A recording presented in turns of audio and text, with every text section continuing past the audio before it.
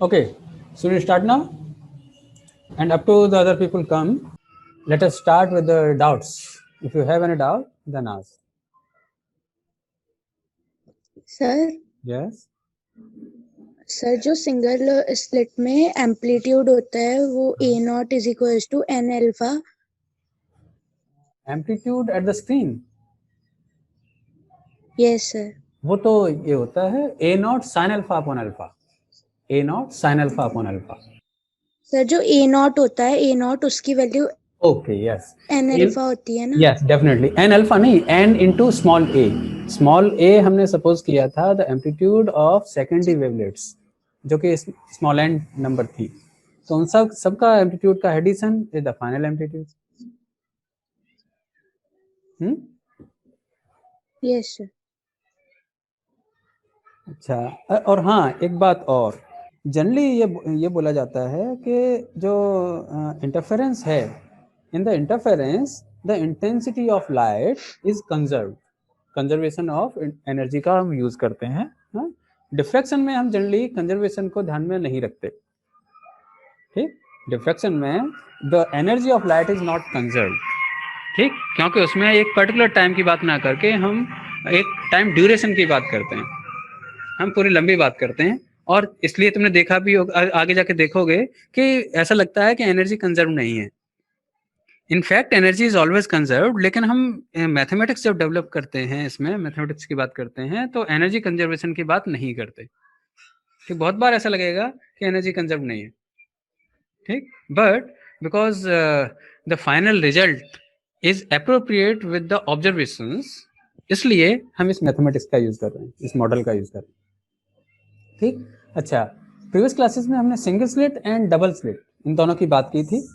ठीक, इनके इंटेंसिटीज ध्यान रखना, sine alpha upon alpha whole square in the single slit, और यहाँ पर कॉस स्क्वायर बीटा का टर्म एक्स्ट्रा आ गया है, एंड ये 4 टर्म आ गया एक्स्ट्रा. ठीक, governing parameters alpha and beta हैं. दोनों का शेप लगभग एक जैसी है, केवल मॉड्यूलस अलग अलग है. यहाँ ई की जगह पर ई प्लस डी हो गया. मैक्सिमा और मिनिमा की कंडीशंस रिवर्स हो गई हैं. ठीक, यहाँ जो सिंगल स्लिट में जो मिनिमा की कंडीशन थी, something this e sine theta equal to m lambda, वैसी कंडीशन अब यहाँ पर है इक्वल टू एन लेमडा वाली. ठीक, एन प्लस हाफ और एन प्लस हाफ ये दोनों रिवर्स हो गए, तो ये ध्यान रखना होगा. मिसिंग ऑर्डर की बात हम केवल डबल स्लिट डिफ्रैक्शन में करेंगे, which is n equal to e plus d divided by e times m. M is order in double slit and n is the order in single slit. m is definitely less than n. ठीक है, इसकी बात की थी हमने. इसके बाद transit किया था डिस्कशन को टू द ग्रेटिंग, और ग्रेटिंग में हमने n number of capital n number of slits को पास रख दिया था एक दूसरे से सेम डिस्टेंस पर, and that distance is d and the width of each slit is e. ठीक है, ओके. और उसके बाद हमने ये इसे एनालाइज करने के लिए वही क्वेश्चन सेम है कि जो स्क्रीन है, स्क्रीन पर इंटेंसिटी क्या होगी, इंटेंसिटी प्रोफाइल क्या होगा एट एनी पॉइंट. और उसके लिए हमने सेम वही किया जो हमने सिंगल स्लिट और डबल स्लिट के केस में किया था, कि फ्रॉम ईच स्लिट एक ऐसी लाइट रे इमिट होती है किसी एक पर्टिकुलर एंगल थीटा पर, जो स्क्रीन पर एक एम्पलीट्यूड क्रिएट करती है. That amplitude is A not sin alpha upon alpha. A naught is the amplitude incident on that slit. ठीक, और हर एक स्लिट क्योंकि आइडेंटिकल है, सभी से सेम एम्पलीट्यूड वाली लाइट रे इस स्क्रीन पर पहुंचेगी. और अगर ऐसा है, then those capital N number light rays और identical light rays will interfere at the screen, और हमें एम्पलीट्यूड चाहिए, वो सबका रिजल्टेंट चाहिए. कैसे निकालें रिजल्टेंट? रिजल्टेंट के लिए हमने देखा है, पहले ही हम डिस्कस कर चुके हैं रिजल्टेंट क्या होता है. और रिजल्टेंट के लिए फेज डिफरेंस चाहिए होगा हर एक का. तो पहली वाली एंड सेकंड, इन दोनों के बीच का फेज डिफरेंस कैसे निकालें? उसके लिए हमें पार्ट डिफरेंस निकालना है.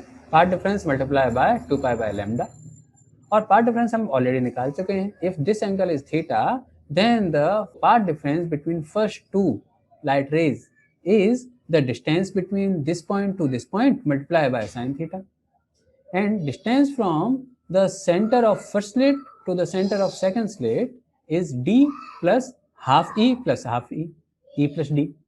So the phase difference between two consecutive light rays from each slit is 2 pi by lambda into E plus D sin theta. This is the phase difference. और same phase difference हर एक consecutive light rays के बीच का हो. ठीक, इस E plus D को हमने बोला था, एक नेम दिया था, दैट इज ग्रेटिंग एलिमेंट, क्योंकि ये किसी ग्रेटिंग को कैरेक्टराइज करता है. हर एक ग्रेटिंग के लिए ये E प्लस डी फिक्स हो जाता है. ठीक है, यहां तक की हमने बात की थी. Is that clear? यहां तक अगर किसी को कुछ पूछना हो तो बताओ. इफ नो देन हम बात करते हैं अब resultant amplitude at the screen. ठीक, और उसके लिए हमने एक ऐसा फिगर बनाया था जिसमें कैपिटल एन नंबर ऑफ अगर लाइट रेज हैं तो कैपिटल एन वेक्टर्स थे. हर एक वेक्टर के बीच का angle was equal to the phase difference, and then the resultant of these capital N rays is this. यहाँ पे small N is the number of vectors, और अब हमारे केस में ग्रेटिंग के केस में स्मॉल एन की जगह पर अब कैपिटल एन है. तो ये एम्पलीट्यूड, और A is what? A is the amplitude of each light ray, और अब हमारे पास एम्पलीट्यूड है A naught, capital A naught. तो अब रिजल्टेंट हो जाएगा A naught into sine of capital N delta by 2 divided by sine delta by 2. And what is delta? Delta is 2 pi by lambda E plus D sine theta. Clear है? केवल ये formula apply करना है. इस पूरे का derivation पर हम नहीं जा रहे क्योंकि हम 2 बार डेरिवेशन इसका कंप्लीट कर चुके हैं पहले. ठीक है, ट्रिग्नोमेट्रिकल तरीके से भी किया था. तो अब केवल वैल्यूज पुट करनी है. नंबर ऑफ लाइट रेज हमारे कैपिटल एन है तो small N is capital N, and delta A की वैल्यू हमने मालूम कर ली. सो तो by the vector method, vector addition method, we got this amplitude. ठीक, अब capital N multiply by A naught is the total amplitude incident on the grating. ठीक, तो ये आर क्या था? R is the amplitude by single slit. Are की value रखी हमने, that is A naught sine alpha upon alpha. ठीक, simply ये वैल्यू पुट कर दें और उसके बाद इन्हें एनालिसिस कर दें. बस यही काम करना है.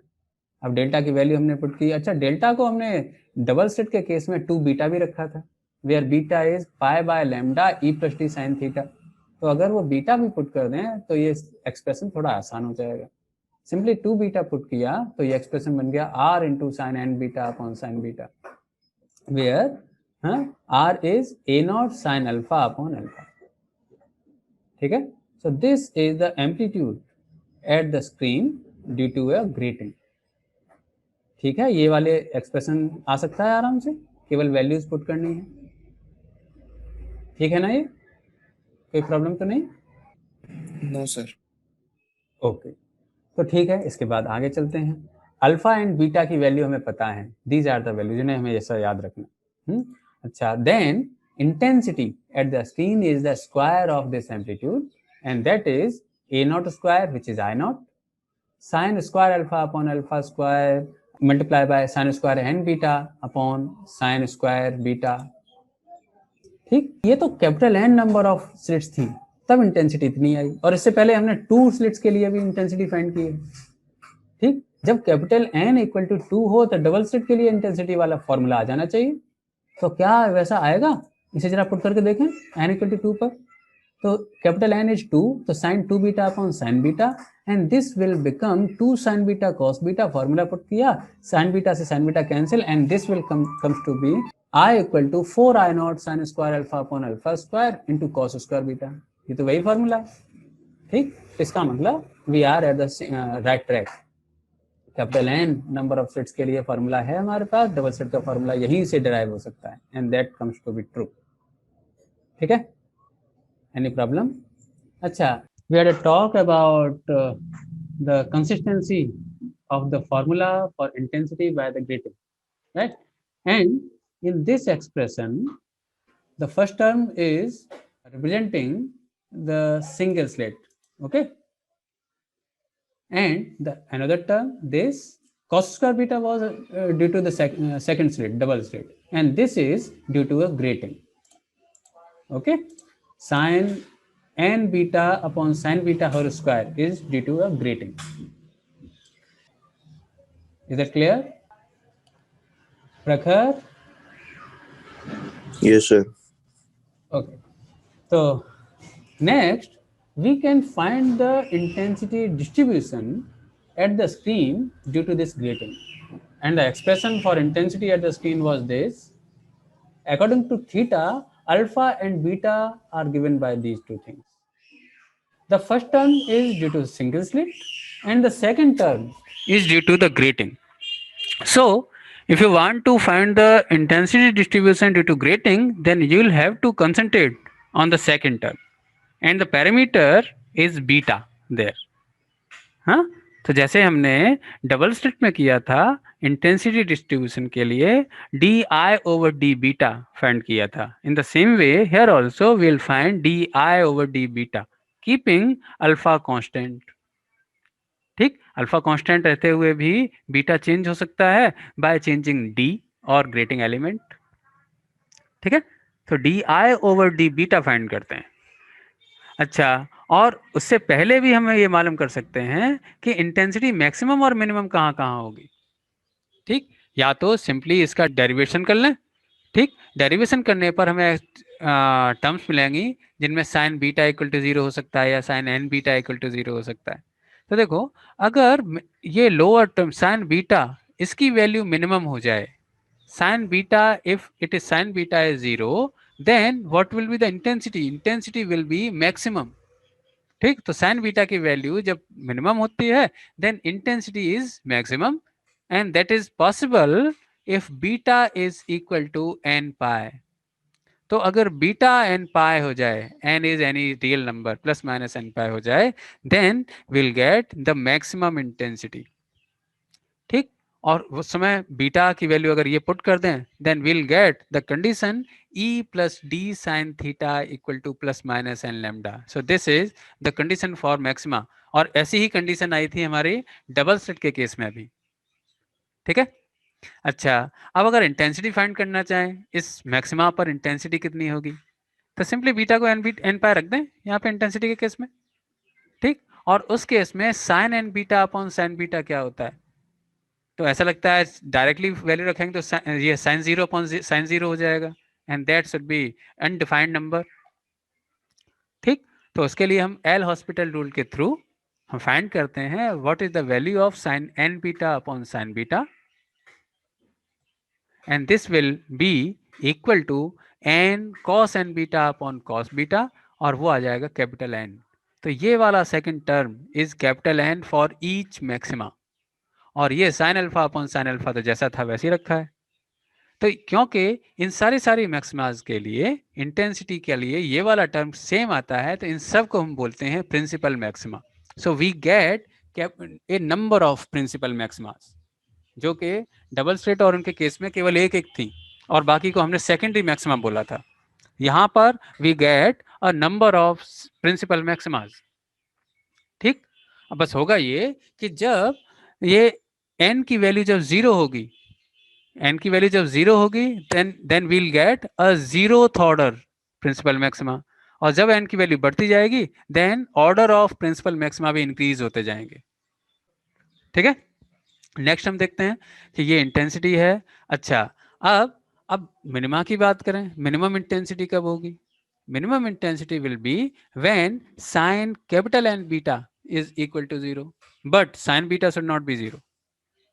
ठीक, तो साइन एन बीटा जब 0 होगा तब हमें मालूम पड़ेगा कि N beta is equal to integer number times पाई।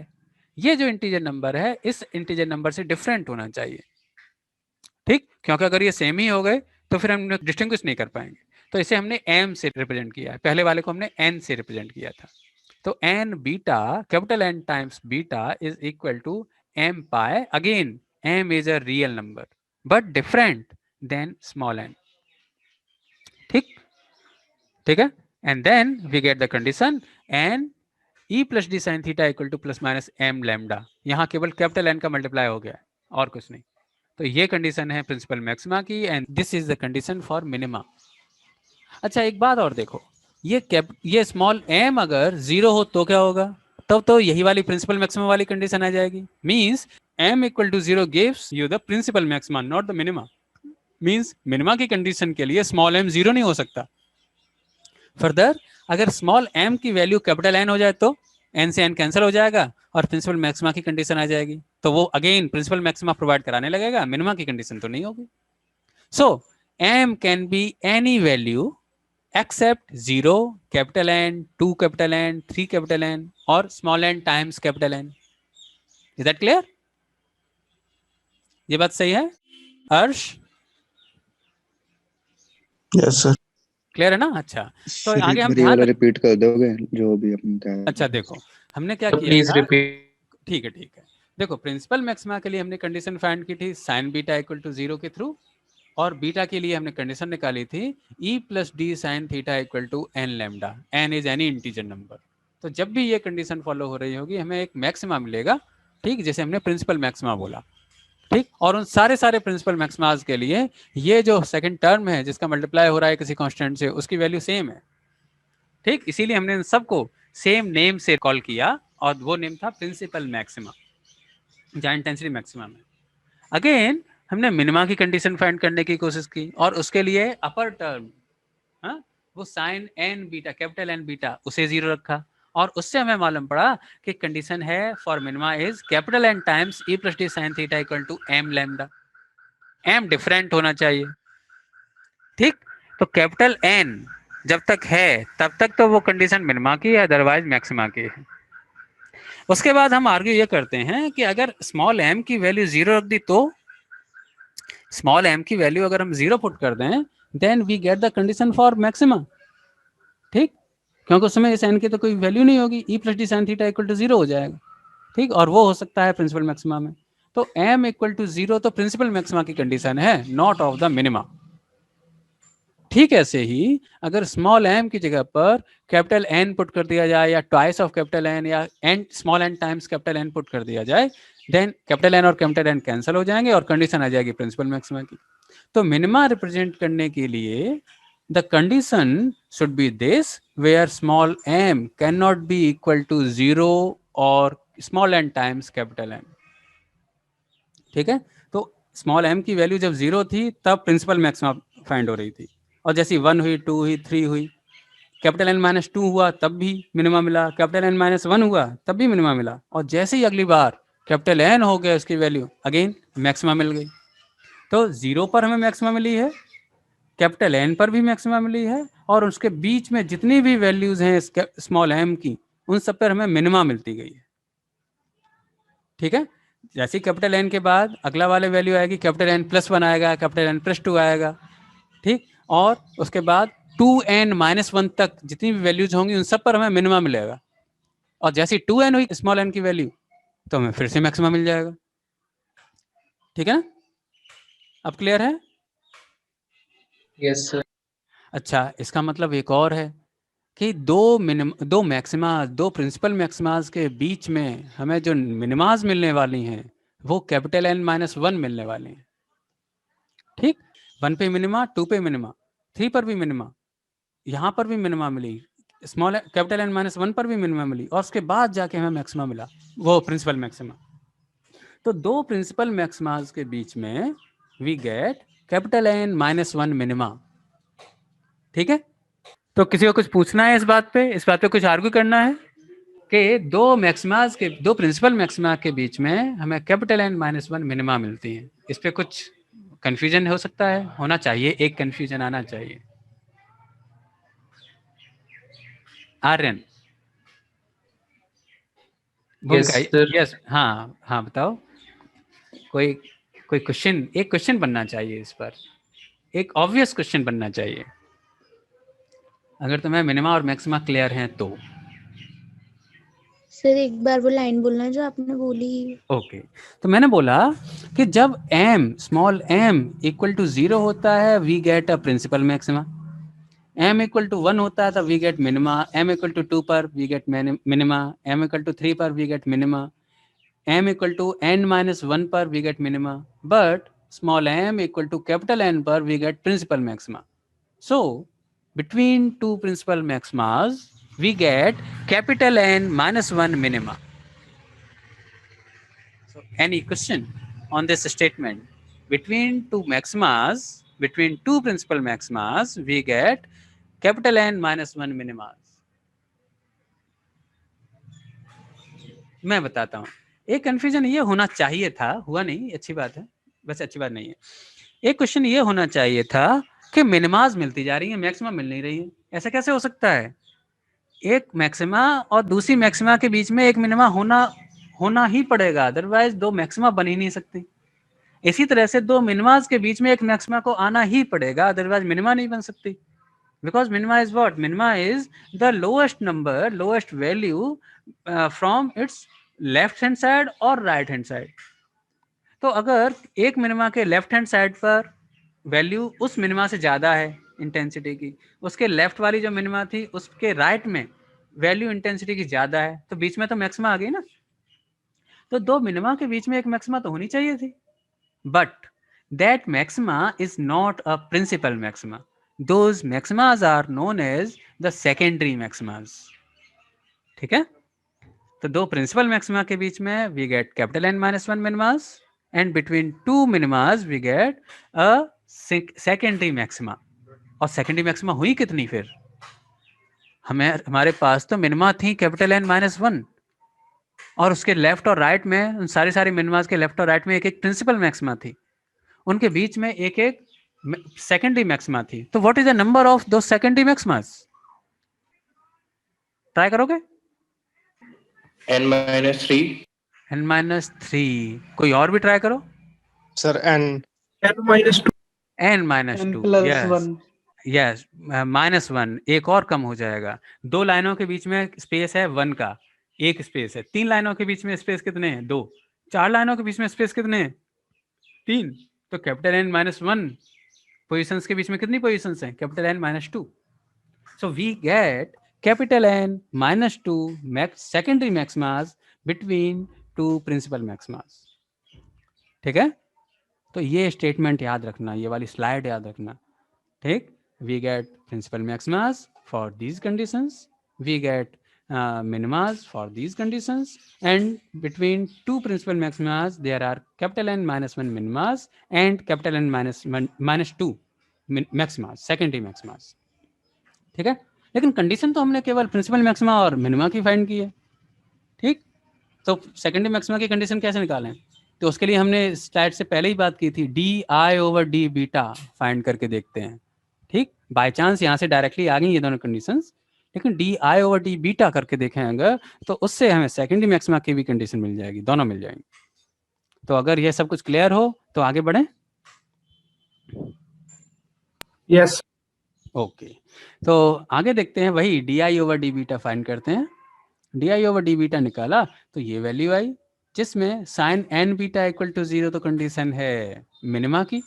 ठीक, तो अगली वाली जो ये कंडीशन आई, दिस इज इक्वल टू 0, ये मैक्सिमा की कंडीशन होगी, that should be a secondary maxima. ठीक, तो ये वैल्यू रखते हैं, capital N cos N beta sin beta minus sine N beta cos beta equal to 0, and this is the condition. इसे थोड़ा सिंप्लीफाई भी किया जा सकता है, साइन बीटा यहाँ रखा है, cos बीटा को इधर ले जाएं, tan बीटा हो जाएगा, cos N बीटा को यहाँ ले जाएं, tan N बीटा हो जाएगा। ठीक है, और सेकेंडरी मैक्सिमा के लिए ये वैल्यू हमें फाइंड करनी है, मींस हमें साइन N बीटा की वैल्यू फाइंड करनी है एक तरह से। तो tan N बीटा की वैल्यू हमारे पास है, and we want to have the value of sine capital N beta. तो बस ट्रिग्नोमेट्री की हेल्प से फाइंड कर सकते हैं। tan of any angle is equal to what? Perpendicular divided by base. ठीक, so perpendicular is this and base is 1। इसकी help से हाइपोटेनस निकाल सकते हैं और साइन N बीटा निकाल सकते हैं। So this is sine N beta. ठीक, और साइन N बीटा की वैल्यू डायरेक्टली यहाँ पुट कर दो, we get the intensity for secondary maxima.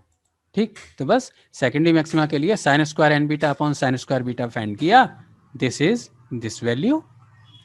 ठीक है, उसमें इसका मल्टीप्लाई हो रहा है। अच्छा, प्रिंसिपल मैक्सिमा की वैल्यू के लिए इंटेंसिटी कितनी आई थी?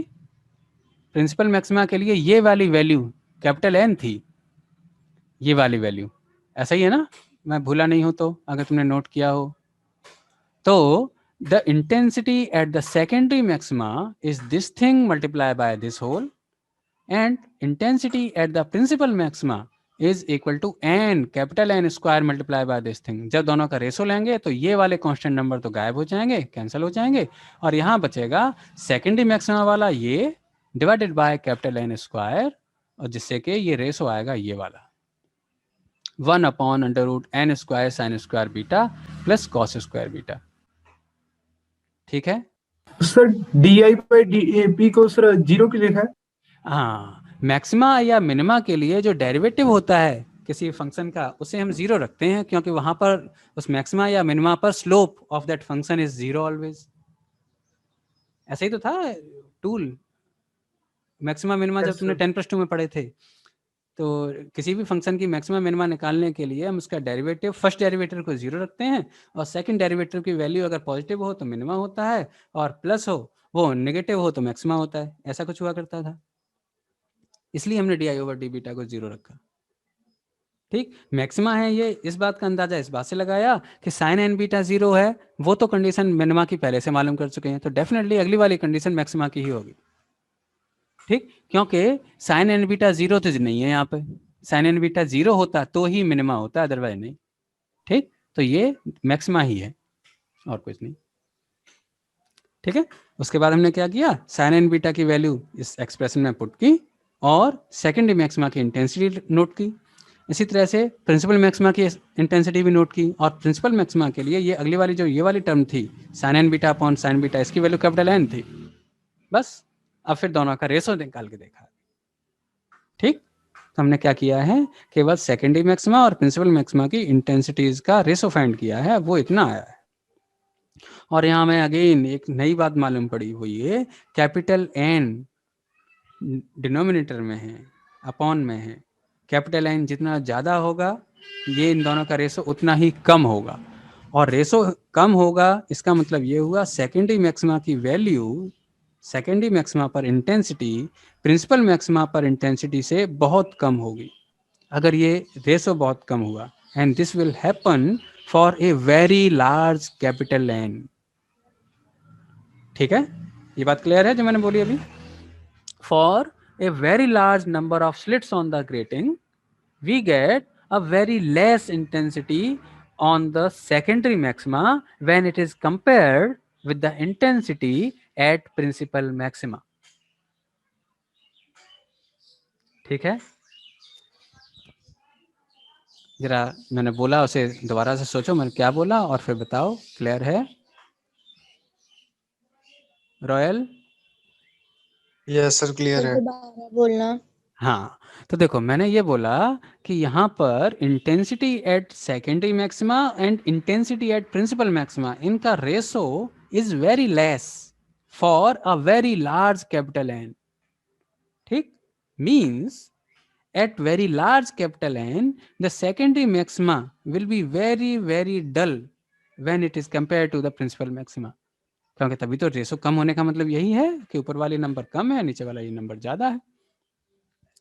ठीक है, तो जैसे जैसे Yes. हम कैपिटल, हाँ भूमिका बताओ। सर कुछ नहीं है, ये क्लियर है, ये बोला था। ओके, तो कैपिटल एन जैसे जैसे बढ़ता जाता है, और हाँ ग्रेटिंग में हमने डिफाइन किया था a very large number of slits are put together. ठीक, तो इसका मतलब किसी भी ग्रेटिंग से जब हम पैटर्न देखते हैं स्लिट पर स्क्रीन पर, तो हमें सेकेंडरी मैक्सिमा दिखाई ही नहीं देती, इतनी कम इंटेंसिटी हो जाती है सेकंड प्रिंसिपल मैक्सिमा के कंपेयर में कि हमें वो दिखाई ही नहीं देती। We can not see the secondary maximas, और इसलिए अब कंडीशन फाइंड करने की भी जरूरत नहीं है, हमें दिखाई नहीं दे रही कंडीशन क्यों फाइंड करें। ठीक है, और अब जो पैटर्न है, पैटर्न देखते हैं कैसा होता है। पैटर्न में एक तो ये वाला पैटर्न आएगा, इसका एनवलप आएगा जैसे हमारा डबल स्लिट के केस में आया था, और इसका एक पैटर्न आएगा, और इसका पैटर्न है कैसा, ये ऑब्वियस तो था नहीं, cos थीटा लिखा था, cos बीटा लिखा था, तो आसान था, हमने cos बीटा का फंक्शन बना दिया। लेकिन ये वाला फंक्शन नहीं बनाया जा सकता, लेकिन इसके बारे में हमें कुछ पता है। तो क्या पता है कि कुछ प्रिंसिपल मैक्सिमाज हैं और उनके बीच में बहुत सारी मिनिमाज हैं और सेकेंडरी मैक्सिमाज हैं। ठीक है, तो कुछ ऐसा है, ये तो है पैटर्न और envelope by the single slit sign square alpha upon alpha square, और ये पैटर्न है ये सेकंड वाले टर्म का, जिसमें हमें वो प्रिंसिपल मैक्सिमाज मिल रही हैं, ये प्रिंसिपल मैक्सिमा है, ये प्रिंसिपल मैक्सिमा, ये, उसके बाद n number of capital N-1 मिनिमाज हैं, उनके बीच में छोटी छोटी सेकेंडरी मैक्सिमाज है, ठीक है, इस तरह से। तो यहाँ पर कैपिटल एन, वो एम की वैल्यू, वो एम नहीं, स्मॉल एन की वैल्यू 0 है, यहाँ पे 1 है, यहाँ -1 है, और स्मॉल एम की वैल्यू भी यहाँ 0 है, इसीलिए मैक्सिमम मिल गई। स्मॉल एम की वैल्यू यहाँ 1 होगी, यहाँ 2 होगी, 3, 4, 5, यहाँ कैपिटल एन -1, एंड देन जैसे कैपिटल एन होगा प्रिंसिपल मैक्सिमम मिल गया, अगेन स्टार्ट हो गए, ठीक है, ये बात क्लियर है? अगर ना हो तो बोल देना। अब इन दोनों का मल्टीप्लाई होना है, तो इसका मल्टीप्लाई इससे होगा, मैक्सिमम इंटेंसिटी मिलेगी। इसका, क्योंकि इंटेंसिटी तो सेम है, इनकी वैल्यू तो सेम है, कैपिटल एन स्क्वायर का, कैपिटल एन स्क्वायर ही है, लेकिन उसका मल्टीप्लाई जब sine square alpha upon alpha square से हुआ, then we get a less intensity. तो 0th ऑर्डर के प्रिंसिपल मैक्सिमा की इंटेंसिटी सबसे ज्यादा होती है, देन फर्दर जैसे जैसे नंबर ऑफ ऑर्डर्स इंक्रीज करते हैं for principal maxima, the intensity decreases, तो धीरे धीरे इंटेंसिटी कम होती जाती है, ठीक। तो ये फर्स्ट ऑर्डर की मैक्सिमा प्रिंसिपल मैक्सिमा थी, सेकंड ऑर्डर की प्रिंसिपल मैक्सिमा होती तो और कम इंटेंसिटी होती, ठीक है। अच्छा, अगेन ये वैल्यू अगर इसकी इंटेंसिटी बहुत ज्यादा है तो ये जो मैक्सिमाज हैं ये हमें दिख नहीं रही होंगी, दीज विल बी इनविजिबल, ठीक। केवल कब? तब जब नंबर ऑफ स्लिट्स बहुत ज्यादा होंगी, कैपिटल एन जब बहुत ज्यादा होगा तब, ठीक है, ठीक है। तो इस तरह की सिचुएशन होती है हमें इनफैक्ट। कैसे कि सपोज यहाँ पे एक ग्रेटिंग पुट की गई है, ग्रेटिंग पर कोई एक पर्टिकुलर लैम्डा मोनोक्रोमेटिक लाइट उसे इल्यूमिनेट कर रही है, then in the front of that grating we get a principal maxima of 0th order, उसके बाद फर्स्ट ऑर्डर की प्रिंसिपल मैक्सिमा, सेकंड ऑर्डर, इधर भी first order second order principal maximas हैं, बीच में यहाँ पर मैक्सिमाज होंगी सेकेंडरी मैक्सिमाज जो कि हमें दिख ही नहीं रही होगी, तो मैं सिंपली यहाँ पे ब्राइटनेस दिख रही होगी और बहुत ज़्यादा डिस्टेंस पर डार्कनेस होगी, फिर से ब्राइट, फिर से डार्क, फिर से ब्राइट, और ये ब्राइटनेस धीरे धीरे कम होती जा रही होगी, बस, ठीक है। अगर इसकी जगह पर व्हाइट लाइट होती तो क्या होता, एक किसी लैम्डा के लिए ये वाली प्रिंसिपल मैक्सिमा मिलती, दूसरे लैम्डा के लिए भी प्रिंसिपल मैक्सिमा मिलती, और ये सारी, लेकिन कंडीशन क्या थी, E + D sin theta equal to n lambda, lambda अगर ज्यादा होगा तो थीटा भी ज्यादा होगा, तो हायर लैम्डाज हमें बाहर की तरफ और ज्यादा एंगल पे मिलते, यहाँ पे लोअर लैम्डा मिलता। लोअर लैम्डा किसका होता है? वायलेट का, विवग्योर में, हाँ Yes. Yes, sir. तो सबसे पहले हम, अच्छा यहाँ पर सबके लिए थीटा 0 होता है, तो यहाँ पर तो हमें व्हाइट लाइट ही मिलती, लेकिन जैसे ही हम बाहर की तरफ चलते सबसे पहले हमें वायलेट मिलता, फिर सबसे लास्ट में रेड मिलता, आगे इसी तरह से यहाँ पर भी वही मिलता है, सबसे पहले वायलेट वाला, सेकंड ऑर्डर वाला प्रिंसिपल मैक्सिमा, और सबसे लास्ट में रेड वाला। तो इस तरह से हमें ये पूरा स्पेक्ट्रम यहाँ पर भी मिलता, यहाँ पर भी मिलता, यहाँ भी और यहाँ भी, जैसे कि इसमें इस वाले फिगर में दिया हुआ है, ठीक है, वायलेट से रेड, वायलेट से रेड, वायलेट से रेड, ठीक, क्लियर है? अच्छा, इसके बारे में मुझे लगता है शायद पहले कभी बात कर चुके थे एक्सपेरिमेंट में, इसलिए शायद क्लियर जल्दी हो गया होगा। अच्छा, थोड़ा और आगे बढ़ते हैं। तो इसमें क्या था, कंडीशन है, टाइम हो गया सर। तो ठीक है, तो इसके बाद हम नेक्स्ट क्लास से स्टार्ट करेंगे, ठीक है। इससे थोड़ा डिस्कस करना, थोड़ा देखना कि कैसे क्या है, और क्वेश्चन आए नेक्स्ट टाइम पे पूछना, ओके।